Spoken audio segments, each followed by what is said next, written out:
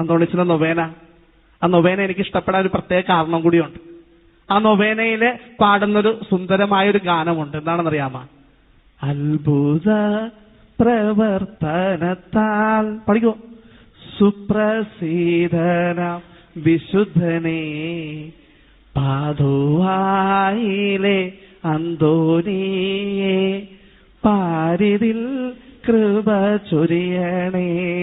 പിന്നെ വരുമ്പോൾ നമ്മൾ വായിക്കുന്നുണ്ട്, ജീവിത വ്യഥകളാലേ ഭൂമിയിൽ വലഞ്ഞിടുന്നു, നിൻ പാദാംബുജം നമിച്ചിടാം, അൻപോടെ കൃപ ചൊരിയണേ.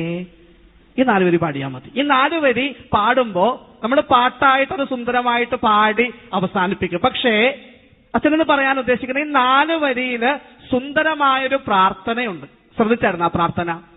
സുന്ദരമായ ഒരു പ്രാർത്ഥന. ആദ്യത്തെ 4 വരി പാടിയപ്പോ ഇങ്ങനെയാ പാടിയത്, പാരിതിൽ കൃപ ചൊരിയണേ. രണ്ടാമത്തെ ലൈൻ പാടിക്കഴിഞ്ഞപ്പോ അടുത്ത സ്റ്റാൻസ് പാടിയപ്പോ നിങ്ങൾ അൻപോടെ കൃപ ചൊരിയണേ. അപ്പൊ അന്തോണീസിനോട് പ്രാർത്ഥിക്കുന്ന ഏറ്റവും സുന്ദരമായ ഒരു പ്രാർത്ഥന എന്താണ്? കൃപ ചൊരിയാൻ വേണ്ടിയുള്ള പ്രാർത്ഥനയാണ്.